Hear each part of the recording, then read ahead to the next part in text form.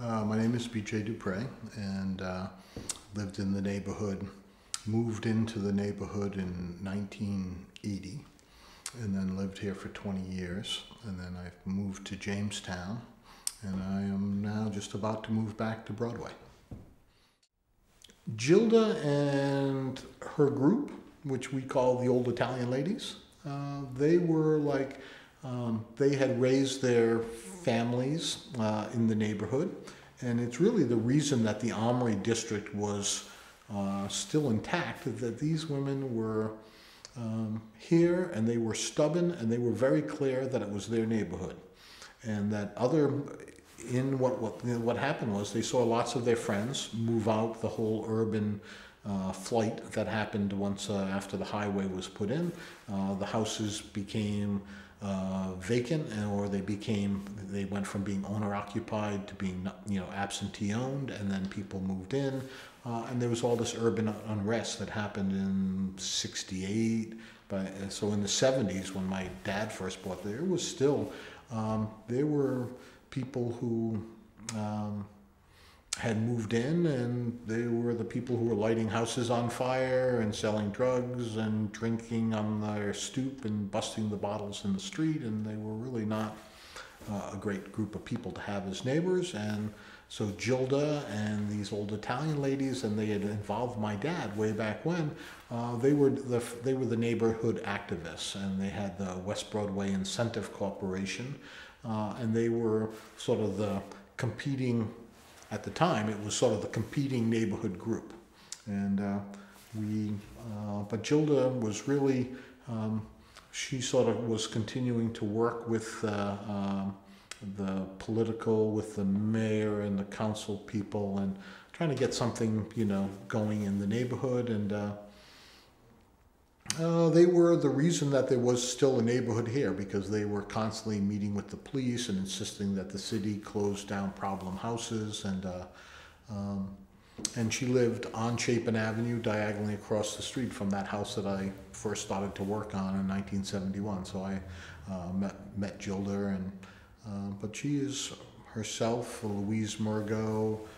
There was, I don't know, I want to say 7 or 8 Italian ladies who were very stubborn, and they were the ones who sort of kept the neighborhood together when it was really at probably its darkest hour.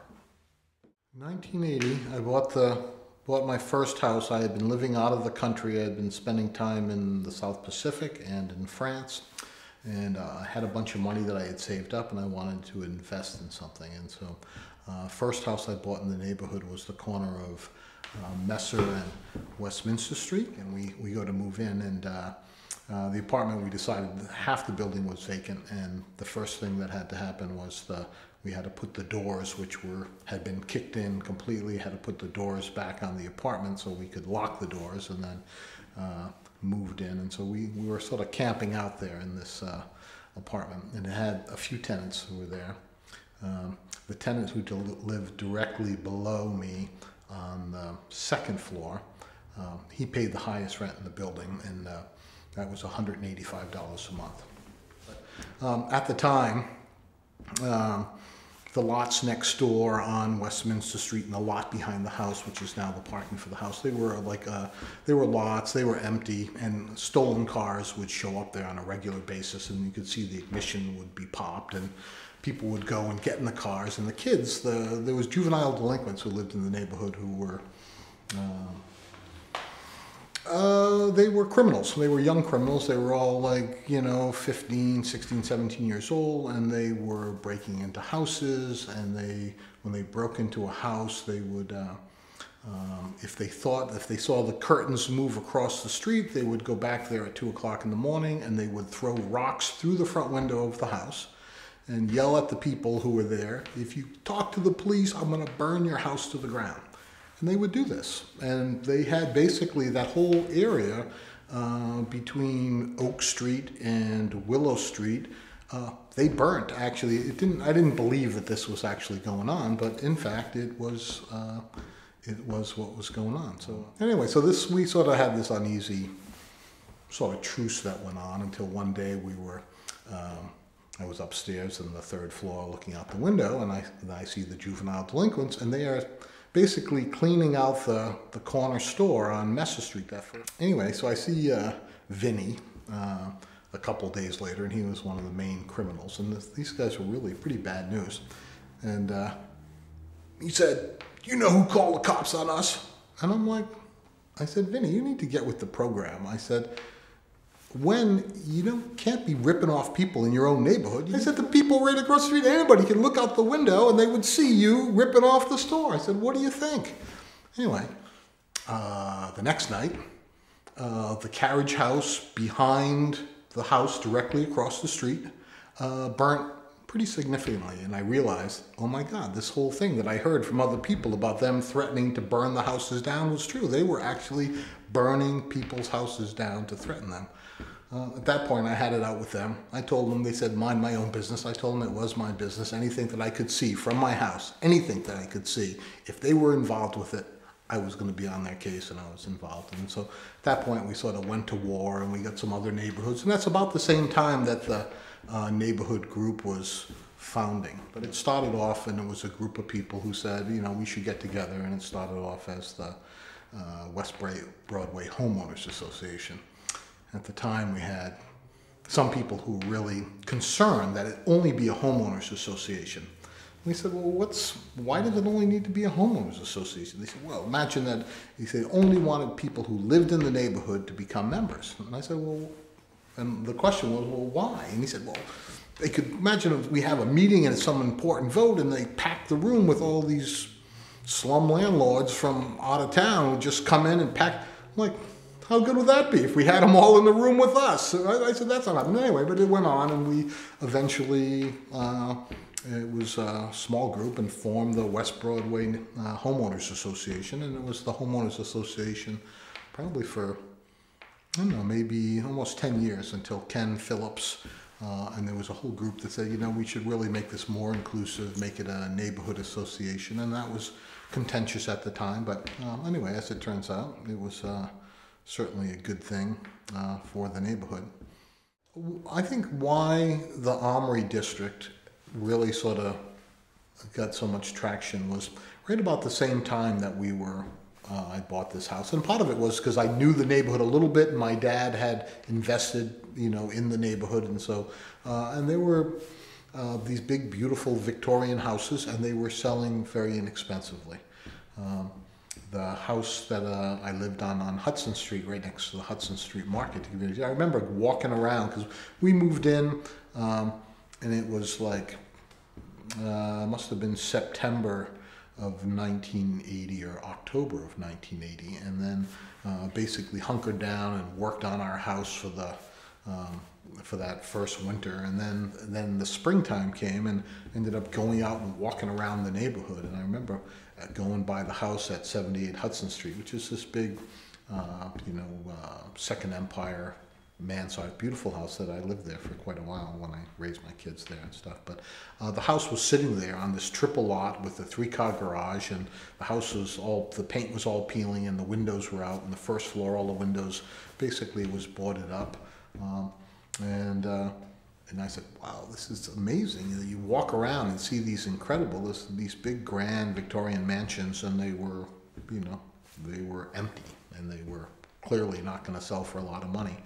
I remember the time that I went by there, and I was walking by the house with, when they were boarding up this house on Hudson Street, and ended up talking to the banker. Who said, yeah, we just foreclosed on it and we're boarding it up and this and that. And I said, well, how much are you going to sell it for? And he said, he says, you want it? I said, yeah, I think so. I said, how much is it? He said, $5,000. I'm like, whoa, right? Meanwhile, the next thing, the Preservation Society, the revolving fund, was just being formed. And that Sunday, after I had made my deal with I thought I had made my deal with the banker on Friday, the Preservation Society, the very beginning of the Providence Preservation Society revolving fund, was having a tour of like the Armory District, and they stopped in front of the house and they said like, and this house just got foreclosed on by Fleet Bank, and it's available. And so anyway, when I called up the banker on Monday to finish my deal. He said, "Oh, well, since the tour, there's been all these people calling up who have an interest in the house." And so anyway, I felt the price all of a sudden was $8,000, and I had to write a letter about why I should get the house. So anyway, I wrote my letter, and I had to go out and borrow the money from my friends.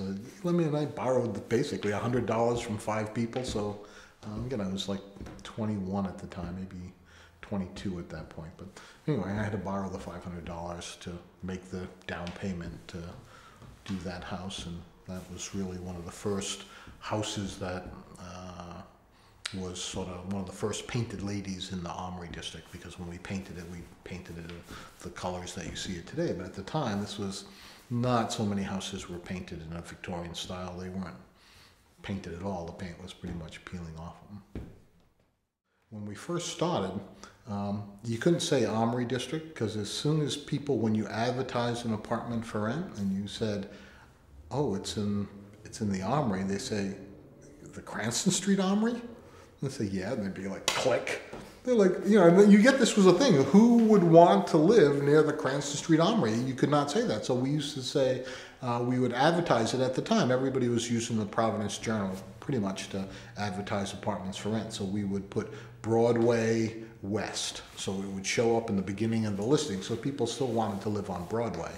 But West Broadway was still a little bit unknown. So we'd go Broadway West, and then for a while we had this thing where we do East Side Alternative, so that it would show up on the East Side, but the Providence Journal said you can't do that, you're not on the East Side. So we went back to, and so anyway, we worked on the whole West Broadway thing for quite a while, but you could not bring up, if you brought up the Cranston Street Armory in the conversation around renting an apartment, you pretty much had people would hang up on you. They'd be like, "What, are you out of your mind? I'm not living there." Click.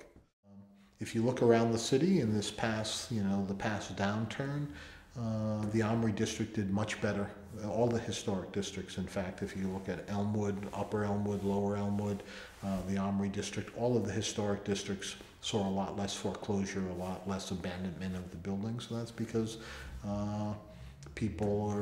there's a sense of place there, a sense of neighborhood, and the historic, and some of that is maybe the historic districts of what caused people initially to flock there, and sort of gave people an idea that it wasn't just anywhere in the city, it was in the historic district. And so I think that helped a lot, and I think that Providence has an incredible wealth of historic buildings, and we should be looking at more historic districts, and then encourage people to move to Providence who say, "Wow, I can get a great house here and it's affordable. It doesn't cost so much." So anyway, I'm hoping that we see more of that.